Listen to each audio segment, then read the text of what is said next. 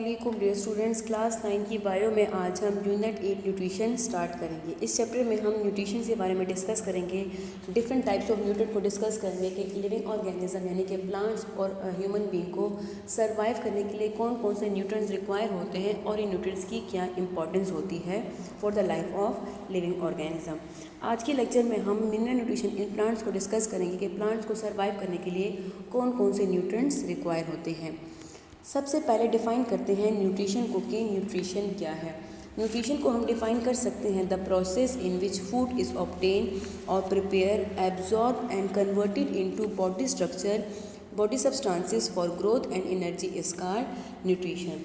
Nutrition क्या एक ऐसा प्रोसेस है जिसमें फूड जो है वो ऑब्टेन किया जाता है, हासिल किया जाता है या फिर प्रिपेयर किया जाता है, उसको एब्जॉर्ब किया जाता है, फिर उस फूड को कन्वर्ट किया जाता है into body substances, different body structure, किसके लिए? For the growth and for the energy, for the performance of different metabolic activities. Different metabolic activities perform करने के लिए, ग्रोथ के लिए, एनर्जी के लिए फूड को हासिल किया जाता है, बनाया जाता है, उसको एब्जॉर्ब किया जाता है, फिर उस फूड को कन्वर्ट किया जाता है डिफरेंट बॉडी सब्सटेंसेस में। इस पूरे प्रोसेस को कहा जाता है न्यूट्रिशन। इसके बाद देखते हैं कि न्यूट्रिएंट्स क्या है। न्यूट्रिएंट्स को आम ज़ुबान में ग़िज़ाइयत भी कहा जाता है। न्यूट्रिएंट्स को हम डिफ़ाइन कर सकते हैं a substance used by an organism to survive, grow and reproduce. Nutrients क्या है? ऐसे सब्सटेंसेस है जो कि लिविंग ऑर्गेनिज्म को रिक्वायर होते हैं। लिविंग ऑर्गेनिज्म यूज़ करते हैं किसके लिए? सर्वाइवल के लिए, ग्रो के लिए एंड रिप्रोडक्शन के लिए। इन सब्सटेंसेस को कहा जाता है न्यूट्रिएंट्स। अब हमारे पास स्टूडेंट अगर हम प्लांट्स में न्यूट्रिएंट्स की बात करें, प्लांट्स में न्यूट्रिशन की बात करें तो प्लांट्स को फोटोसिंथेसिस का प्रोसेस परफॉर्म करने के लिए कार्बन डाइऑक्साइड, वाटर, क्लोरोफिल और वाटर के साथ साथ और भी बहुत सारे न्यूट्रिएंट्स रिक्वायर होते हैं। अब प्लांट जो है ये न्यूट्रिएंट्स कहाँ से हासिल करते हैं? प्लांट जो है ये न्यूट्रिएंट जो है वो सॉइल से हासिल करते हैं। सॉइल में हमारे पास डिफरेंट तरह के न्यूट्रिएंट्स जो है वो मौजूद होते हैं। सॉइल में जो न्यूट्रिएंट्स मौजूद होते हैं वो किस फॉर्म में मौजूद होते हैं? वो मिनरल्स की फॉर्म में मौजूद होते हैं। तो हम कह सकते हैं कि प्लांट जो है वो सॉइल से न्यूट्रिएंट्स किस फॉर्म में हासिल करते हैं? प्लांट जो है वो सॉइल से मिनरल्स की फॉर्म में न्यूट्रिएंट्स हासिल करते हैं। अब ये जो मिनरल्स हैं, ये जो न्यूट्रिएंट्स हैं हमारे पास दो तरह के हैं। फर्स्ट वन हमारे पास है मैक्रो न्यूट्रिएंट और सेकंड वन हमारे पास है माइक्रो न्यूट्रिएंट्स। अब मैक्रो न्यूट्रिएंट्स क्या है? मैक्रो का मतलब होता है लार्ज, न्यूट्रिएंट्स का मतलब होता है substance use for the survival and growth. Micro का मतलब होता है स्मॉल। तो मैक्रो न्यूट्रिएंट्स कौन से होंगे? वो न्यूट्रिएंट्स, वो सब्सटेंसेस जो कि लिविंग ऑर्गेनिज्म को लार्ज अमाउंट में रिक्वायर होते हैं, ऐसे न्यूट्रिएंट्स को कहा जाता है macronutrients. The nutrients which are require in large amount for the body are known as macronutrients, जिसमें हमारे पास एग्जांपल है carbon, oxygen and calcium. Macronutrient की जो रिक्वायरमेंट होती है वो हमारे पास 100 मिलीग्राम पर डे होती है या इससे भी ज़्यादा हो सकती है। जबकि जो माइक्रो न्यूट्रिएंट है ये ऐसे न्यूट्रिएंट होते हैं जो कि बॉडी को स्मॉल अमाउंट में रिक्वायर होते हैं। इनको जो रिक्वायरमेंट होती है वो लेस देन 100 मिलीग्राम होती है पर डे। इनमें हमारे पास जिंक, सोडियम, बोरॉन और कॉपर वगैरह शामिल हैं। अब वन बाय वन हम मैक्रो न्यूट्रिएंट्स और माइक्रो न्यूट्रिएंट्स को डिस्कस करते हैं, इसकी इंपॉर्टेंस को डिस्कस करते हैं, इनका रोल देखते हैं इन प्लांट लाइफ। सबसे पहले हमारे पास है जो मैक्रो न्यूट्रिएंट हमारे पास है कार्बन और हाइड्रोजन। कार्बन और हाइड्रोजन क्या है? ये हमारे पास पार्ट है ऑर्गेनिक कंपाउंड। ऑर्गेनिक कंपाउंड कौन से होते हैं? ऑर्गेनिक कंपाउंड ऐसे कंपाउंड होते हैं जो कि कार्बन और हाइड्रोजन से या फिर इनके डेरिवेटिव से मिलकर बने होते हैं। अब प्लांट्स बॉडी में या फिर ह्यूमन बॉडी में ऑर्गेनिक कंपाउंड कौन से हैं? Carbohydrates, protein, lipids, vitamin, nucleic acid, ये सब क्या है? ये सब ऑर्गेनिक कंपाउंड है। अब ये ऑर्गेनिक कंपाउंड किस चीज़ से बनाए जाते हैं? कार्बन और हाइड्रोजन से बनाए जाते हैं। ये हमारे पास जो बायोमोलिक्यूल है, जो कार्बोहाइड्रेट, प्रोटीन, लिपिड वगैरह ये बायोमोलिक्यूल है, ये लाइफ के लिए बहुत ज़्यादा ज़रूरी है। अगर इस वजह से इनको कहा जाता है मैक्रो न्यूट्रिएंट, क्योंकि हमें ये लार्ज अमाउंट में रिक्वायर होते हैं। इसके बाद ऑक्सीजन है। ऑक्सीजन का सिंबल O होता है। ऑक्सीजन जो है वो पार्ट ऑफ ऑर्गेनिक कंपाउंड है जो कि इसके साथ साथ ये सेलुलर रेस्पिरेशन के लिए भी रिक्वायर होता है। जो ऑर्गेनिक कंपाउंड होते हैं जैसे कार्बोहाइड्रेट, प्रोटीन या लिपिड वगैरह, उनमें कार्बन और हाइड्रोजन के साथ साथ ऑक्सीजन भी मौजूद होता है। So oxygen is also a part of organic compound. इसके अलावा ऑक्सीजन जो है तमाम लिविंग ऑर्गेनिज्म को रिस्पायरेशन के लिए ऑक्सीजन की ज़रूरत होती है। इसके साथ साथ जो सेलुलर रेस्पिरेशन होती है, जिसमें फूड की ब्रेकडाउन होती है, उसके लिए भी क्या है, ऑक्सीजन जो है वो रिक्वायर होता है। नेक्स्ट हमारे पास है फॉस्फोरस। फॉस्फोरस का जो सिंबल होता है वो P होता है। अब फॉस्फोरस का क्या रोल है प्लांट लाइफ में? फॉस्फोरस जो है हमारे पास फोटोसिंथेसिस के प्रोसेस के लिए बहुत ज़्यादा ज़रूरी होता है। फोटोसिंथेसिस का प्रोसेस जो है उसमें क्या होता है, फॉस्फोरस जो है वो रिक्वायर होता है। इसके साथ साथ फॉस्फोरस जो है it is the component of ATP। ATP हमारे पास मॉलिक्यूल है एडेनिन ट्राइफॉस्फेट, यानी कि ये इसका जो इंपॉर्टेंट कंपोनेंट है इसमें क्या मौजूद है, इसमें फॉस्फेट ग्रुप मौजूद है। ATP हमारे पास एनर्जी करेंसी है जो कि एनर्जी को स्टोर करता है, हमारी बॉडी को एनर्जी प्रोवाइड करता है। तो जो फॉस्फोरस है हमारे पास कंपोनेंट ऑफ ATP है। इसके अलावा जो न्यूक्लिक एसिड है, न्यूक्लिक एसिड जो हमारे पास बना है राइबोज शुगर से, नाइट्रोजीनस बेसिस से, इसके साथ साथ फॉस्फोरस से। तो जो फॉस्फोरस है it is also essential part of nucleic acid and coenzyme. It is also necessary for the seed germination. Seed germination के लिए भी फॉस्फोरस जो है वो बहुत ज़्यादा ज़रूरी होता है। तो हमारे पास फॉस्फोरस जो है वो भी हमारे पास मैक्रोन्यूट्रिएंट में आता है। इसके बाद बात करते हैं पोटाशियम की। पोटाशियम भी हमारे पास जो है वो भी हमारे पास मैक्रोन्यूट्रिएंट है। अब पोटेशियम क्या करता है, it regulate the opening and closing of stomata. अब स्टोमेटा हमारे पास क्या होते हैं, स्टोमेटा जो है हमारे पास लीफ सरफेस पे स्मॉल पोर्स होते हैं जो कि क्या करते हैं, जो कि रेगुलेट करते हैं the movement of carbon dioxide and oxygen. अगर स्टोमेटा क्लोज होंगे तो जो कार्बन डाइऑक्साइड है वो जो है वो लीफ में अंदर नहीं जा पाएगी और जो ऑक्सीजन है वो बाहर नहीं रिलीज नहीं हो पाएगी। इस तरह अगर स्टोमेटा ओपन होंगे तो जो कार्बन डाइऑक्साइड और ऑक्सीजन की मूवमेंट है वो हमारे पास हो सकेगी। तो ये क्या करता है, पोटेशियम क्या करता है, स्टोमेटा की क्लोजनिंग और ओपनिंग को रेगुलेट करता है, इसको कंट्रोल करता है। इसके साथ साथ क्या करता है, it reduce the water loss from the leaves. ये जो वाटर लॉस जो ट्रांसपायरेशन का प्रोसेस होता है उसको भी ये कम करता है। यानी कि ये क्या करता है, स्टोमेटा को क्लोज करने की वजह से जो वाटर होता है वो भी ज़्यादा रिलीज या एवेपोरेट नहीं हो सकता। इसके बाद बात करते हैं नाइट्रोजन की कि नाइट्रोजन क्या है। नाइट्रोजन हमारे पास मेजर कंपोनेंट है protein, hormones, chlorophyll, vitamin and enzyme. अगर हम क्लोरोफिल की देखें, क्लोरोफिल के स्ट्रक्चर की तरफ देखें तो हमारे पास क्लोरोफिल में हमारे पास मैग्नीशियम मौजूद है, इसके साथ मौजूद है 4 नाइट्रोजन। क्लोरोफिल क्या काम करता है, क्लोरोफिल जो है ये फोटोसिंथेसिस के प्रोसेस के लिए ज़रूरी होता है। अगर क्लोरोफिल ना हो प्लांट में तो फोटोसिंथेसिस का प्रोसेस नहीं हो पाएगा। तो हमारे पास नाइट्रोजन क्या है, ये हमारे पास पार्ट है क्लोरोफिल का। इसके साथ साथ प्रोटीन जो है वो हमारे पास बने होते हैं अमाइनो एसिड से, और अमाइनो एसिड से बने होते हैं, अमाइनो एसिड हमारे पास नाइट्रोजन से बने होते हैं। तो जो नाइट्रोजन हमारे पास पार्ट है प्रोटीन का, डिफरेंट हार्मोन्स का, क्लोरोफिल, इसके साथ जो वाइटामिन और जो एंजाइम्स होते हैं वो भी उसमें भी हमारे पास नाइट्रोजन मौजूद होता है। सल्फर की अगर हम बात करें, सल्फर भी हमारे पास पार्ट ऑफ प्रोटीन है, विटामिन है, एंजाइम है। ये हमारे पास इंपॉर्टेंट है प्रोटीन के लिए, विटामिन के लिए और एंजाइम्स के लिए। इसके बाद अगर हम बात करें कैल्शियम की, तो कैल्शियम क्या है, कैल्शियम जो है वो एंजाइम्स को एक्टिवेट करता है, डिफरेंट एंजाइम की एक्टिवेशन करता है। एंजाइम जो है डिफरेंट प्रोसेसेस के लिए रिक्वायर होते हैं, जो रिस्पायरेशन का प्रोसेस है या फिर जो फोटोसिंथेसिस का प्रोसेस है, जो रिप्रोडक्शन का प्रोसेस है, जो ग्रोथ का प्रोसेस है, उन तमाम प्रोसेस को कंट्रोल करते हैं एंजाइम। उन एंजाइम को कौन एक्टिवेट करता है, उनकी एक्टिवेशन जो उनको कंट्रोल करता है कैल्शियम। इसके अलावा जो सेल वॉल का जो कंपोनेंट है, जो सेल वॉल है उसमें मौजूद है calcium. It regulate the water movement in cell. इसके साथ साथ जो वाटर मूवमेंट होती है सेल में वो भी इसको रेगुलेट करता है। मैग्नीशियम क्या है, मैग्नीशियम अगर हम देखें हमारे पास पार्ट ऑफ क्लोरोफिल है। It also activate many enzymes. इसके साथ साथ क्या करते हैं, ये एंजाइम को एक्टिवेट करता है। स्टूडेंट अगर हम बात करें नाइट्रोजन की, तो नाइट्रोजन हमारे पास बहुत ज़्यादा इंपॉर्टेंट है फॉर द क्लोरोफिल। अगर हमारे पास क्लोरोफिल में नाइट्रोजन की कमी हो जाए तो उसको क्या कहा जाए, उसको क्लोरोसिस कहा जाएगा। क्लोरोसिस में क्या होता है, एक ऐसी कंडीशन है जिसमें हमारे पास प्लांट जो है वो इनसफिशिएंट क्लोरोफिल प्रोड्यूस करेगा। तो अगर मैग्नीशियम या फिर नाइट्रोजन की कमी हो जाएगी तो क्या होगा, प्लांट जो है वो इनसफिशिएंट क्लोरोफिल प्रोड्यूस करेगा, जिसकी वजह से फोटोसिंथेसिस का जो प्रोसेस है वो इफेक्ट होगा। तो जो मैग्नीशियम और नाइट्रोजन, इसका जो डिफरेंट माइक्रोन्यूट्रिएंट है वो क्या है, वो प्लांट्स के लिए बहुत ज़्यादा इंपॉर्टेंट है, डिफरेंट रोल्स प्ले करते हैं। इसके बाद देखते हैं कि माइक्रोन्यूट्रिएंट्स क्या रोल प्ले करते हैं। माइक्रोन्यूट्रिएंट में जो आयरन है, it is necessary for the photosynthesis, activates many enzyme. जो आयरन है इसका सिंबल Fe है, ये क्या करता है, ये फोटोसिंथेसिस के प्रोसेस के लिए नेसेसरी, इसके साथ साथ ये एंजाइम को एक्टिवेट करता है।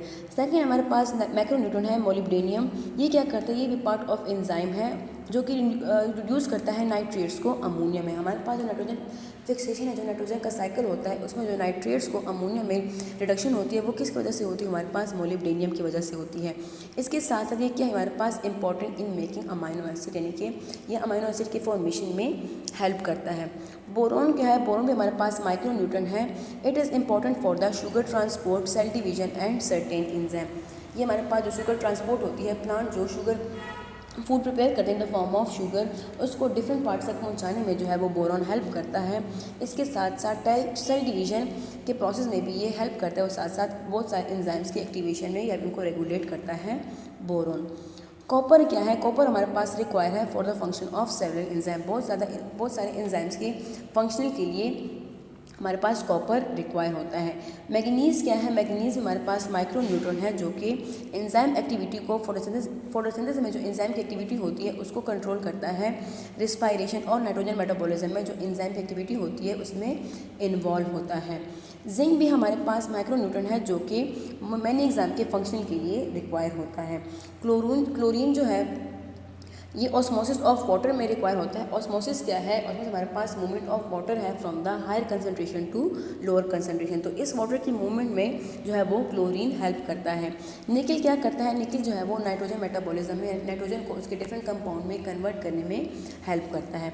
तो उसमें हमारे पास डिफरेंट न्यूट्रंस थे, मैक्रो न्यूट्रंस और माइक्रो न्यूट्रन के प्लांट्स को क्यों ज़रूर होते हैं, इनका क्या रोल होता है। इसके बाद देखते हैं कि फर्टिलाइज़र्स क्या होते हैं, उनकी क्या इंपॉर्टेंस होती है। फर्टिलाइज़र जो है ये हमारे पास ऐसे केमिकल सब्सटेंसेस होते हैं जो कि प्लांट्स की प्रोडक्टिविटी को इंक्रीज़ करते हैं।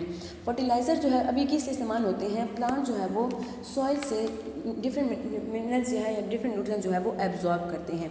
अब अगर न्यूट्रिएंट्स सॉइल में इन न्यूट्रिएंट्स की कमी हो जाए तो क्या होगा, प्लांट्स की जो ग्रोथ होगी, जो डिफरेंट एक्टिविटीज़ होगी वो अफेक्ट होगी, यानी कि प्लांट जो है वो प्रॉपरली ग्रोथ नहीं कर पाएगा और प्रॉपर प्रोडक्शन नहीं कर पाएगा। तो इसलिए इस सॉइल की फर्टिलिटी को इंक्रीज़ करने के लिए, प्लांट्स की ग्रोथ को इम्प्रूव करने के लिए, इनसे डिज़ायर फ्रूट्स और फ्लावर हासिल करने के लिए क्या किया जाता है, सॉइल में जो है वो कुछ सब्सटेंसेस ऐड किए जाते हैं। उन सब्सटेंसेस को कहा जाता है fertiliser. Fertilizers are the materials applied to the plants for result of desirable characters such as more fruits, faster growth, better color and more flower. Fertilizers क्या होते हैं जो कि प्लांट्स के लिए सॉइल में ऐड किए जाते हैं डिज़ायरेबल करेक्टर हासिल करने के लिए, जैसे कि ज़्यादा फ्रूट्स हासिल करने के लिए, उनकी ग्रोथ इंक्रीज़ करने के लिए, बढ़ाने के लिए, इसके साथ साथ ज़्यादा से ज़्यादा फल और फूल हासिल करने क्या किए जाते हैं, फर्टिलाइज़र जो है खाद जो है वो हासिल किए ऐड किए जाते हैं इनटू सॉइल। अब हमारे पास जो फर्टिलाइज़र्स होते हैं ये बेसिकली नाइट्रोजन, फॉस्फोरस और पोटाशियम के होते हैं। NPK जो है जो फर्टिलाइज़र होते हैं या तो नाइट्रोजन फर्टिलाइज़र होंगे या फॉस्फोरस होंगे या पोटाशियम होंगे। ये हमारे पास मैक्रो न्यूट्रन है जो कि प्लांट्स की ग्रोथ के लिए, प्लांट्स की एक्टिविटीज़ के लिए रिक्वायर होते हैं। तो अगर हमारे पास सॉइल में इन न्यूट्रिएंट्स की कमी होगी तो क्या होगा, इन कंपाउंड को ऐड किया जाएगा in order to increase the productivity और in order to increase the growth of plant. अब जो हमारे पास जो फर्टिलाइज़र्स होते हैं ये दो तरह के होते हैं, एक होते हैं ऑर्गेनिक फर्टिलाइज़र या फिर नेचुरल फर्टिलाइज़र और सेकंड होते हैं इनऑर्गेनिक फर्टिलाइज़र्स या फिर सिंथेटिक फर्टिलाइज़र। अब ऑर्गेनिक फर्टिलाइज़र्स क्या होते हैं, ये प्लांट्स और एनिमल सोर्सेज से हासिल किए जाते हैं। जैसे कि हमारे पास एनिमल सोर्सेज का क्या है, मैन्यूर है, इनको कंपोजिट भी कहा जाता है, जो कि फाजिल मादे होते हैं, जो वेस्ट मटेरियल होते हैं वो क्या है, वो हमारे पास सोर्स है ऑर्गेनिक फर्टिलाइज़र्स की। इसके अलावा प्लांट मटीरियल जिनको मल्च कहा जाता है, जो घास फूस होती है, जैसे कि वो भी हमारे पास ऑर्गेनिक फर्टिलाइज़र है, जिनमें है लीव्स है क्या होता है हमारे पास जो सूखी घास होती है, इसके साथ साथ leaves, bark, wood chips, seeds है जो सीड के छिलके होते हैं, यहाँ पे कौन है जो मकई की बूस होती है, वो क्या है हमारे पास सोर्स है ऑर्गेनिक फर्टिलाइज़र की, जो कि हमारे पास मेन सोर्स है नाइट्रोजन, पोटाशियम और फास्फोरस, जो कि प्लांट्स की प्रोडक्टिविटी को इंक्रीज़ करने के लिए सॉइल में ऐड किए जाते हैं। इनऑर्गेनिक फर्टिलाइज़र्स क्या है, हमारे पास सिंथेटिक फर्टिलाइज़र है जो कि लेबॉर्ट्री में सिंथेसाइज किए जाते हैं, जो कि नेचुरली अकरिंग नहीं होते। Mostly they are form from the chemical compound such as ammonium nitrate, ammonium phosphate, potassium chloride and sodium nitrate. अगर हम देखें तो हमारे पास बेसिकली क्या है, या तो नाइट्रोजन मौजूद है या फिर फॉस्फोरस है। इसको लेबॉर्ट्री में सिंथेसाइज किया जाता है, किस लिए, in order to increase the productivity और the growth of plants. Chemical fertiliser हमारे पास 3 तरह के होते हैं, या तो फॉस्फोरस फर्टिलाइज़र होंगे, फॉस्फेटिक फर्टिलाइज़र होंगे, या पे नाइट्रोजिनस फर्टिलाइज़र होंगे, या पे पोटाशियम फर्टिलाइज़र्स होंगे। अब ये जो फर्टिलाइज़र जो है, जो कि इन्वायरमेंट में, जो कि सॉइल में ऐड किए जाते हैं, इनके कुछ नुकसानात भी हैं। ये इन्वायरमेंट में कुछ नुकसानात भी काज करते हैं। जैसे कि हमारे पास ये क्या करता है, ये सॉइल की एसिडिटी को इंक्रीज़ करता है, यानी कि एसिड सॉइल जो है it increase the salinity and acidity of soil. Soil में जो नमकियात होती है, जो इसका एसिडिक पीएच होता है, उसको यानी कि जो एसिडिक मादे होते हैं वो जो है वो इनको इंक्रीज़ कर देता है। प्लांट्स को ग्रो करने के लिए ऑप्टिमम पीएच रिक्वायर होता है, यानी कि ना वो ज़्यादा बेसिक मीडियम हो, ना वो ज़्यादा एसिडिक मीडियम। अगर वो पीएच चेंज हो जाता है तो क्या होता है, उनकी ग्रोथ अफेक्ट होती है। अब ये फर्टिलाइजर्स क्या करते हैं, ये ज़मीन में जो है बहुत ज़्यादा नमकियात ऐड करते हैं, इसके साथ साथ बहुत ज़्यादा एसिडिक सब्सटेंसेस ऐड करते हैं, जो कि क्या करते हैं, जो कि ज़्यादा से ज़्यादा एसिड रिलीज़ करते हैं और वो सॉइल की एसिडिटी को इंक्रीज़ कर देते हैं। इसके अलावा जो फर्टिलाइज़र की क्वांटिटीज़ होती है, अगर हम ज़्यादा मकदार में फर्टिलाइज़र को ऐड करेंगे तो वो सॉइल जो न्यूट्रन होगी, सॉइल की जो न्यूट्रन होल्डिंग कैपेसिटी होगी, उसको भी वो डिक्रीज़ कर देंगे। यानी कि सॉइल में नाइट्रोजन, फॉस्फोरस, पोटेशियम के अलावा और भी बहुत ज़्यादा न्यूट्रंस होते हैं। तो अगर हम ज़्यादा से ज़्यादा फर्टिलाइज़र ऐड करेंगे तो जो बाकी न्यूट्रंस होते हैं हमारे पास, जो कैल्शियम होता है, जो सोडियम हो, जो कार्बन, हाइड्रोजन हो, वो क्या उसकी जो न्यूट्रन होगी वो कम हो जाएगी। सॉइल की जो होल्डिंग कैपेसिटी होगी फॉर द अदर मैक्रोन्यूट्रिएंट्स वो कम पड़ जाएगी। जो हमारे पास नाइट्रोजन फर्टिलाइजर होते हैं वो क्या करते हैं, वो डिफरेंट ग्रीन हाउस गैसेज जैसे कि nitrogen oxide, nitrogen gas dioxide release करते हैं। ये ग्रीन हाउस गैसेज क्या करते हैं, ये एसिड रेन कास्ट करते हैं। इसके साथ साथ जो अर्थ का टेम्परेचर है उसको भी बढ़ाने में हेल्प करते हैं। तो ये क्या करते हैं, हमारे पास ये जो है अर्थ का टेम्परेचर को बढ़ाते हैं। इसके अलावा अगर हमारे पास सॉइल में बहुत ज़्यादा नाइट्रोजन के फर्टिलाइज़र मौजूद हो तो वो लीच करेंगे, वो पानी के साथ बह जाएंगे, जो कि क्या करेंगे, जो कि कैंसर काज करेंगे। इसके साथ साथ और भी हेल्थ प्रॉब्लम काज करेंगे। It's high solubility also cause eutrophication. अगर हमारे पास सॉइल में बहुत ज़्यादा नाइट्रोजन और फॉस्फोरस आ जाए, अगर वो हमारे पास इसकी लीचिंग हो जाए, वो सॉइल जो है वो पानी के साथ बह जाए, तो वो क्या करेंगे, वो यूट्रोफिकेशन काज करेंगे। यूट्रोफिकेशन क्या है, यूट्रोफिकेशन हमारे पास जो वाटर सरफेस जो ग्रीन लेयर आपको नजर आती है, इसको कहा जाता है एलजी ग्रोथ। ये एलजी ग्रोथ किस वजह से होती है, due to the high amount of phosphorus and nitrogen into the earth surface. अब ये क्या करते हैं, वाटर सरफेस पे जब एलजी ग्रोथ करते हैं तो क्या करते हैं, ये हमारे पास सन से जो रेडिएशन आती है उसको वाटर के अंदर तक पहुंचाने से रोकते हैं।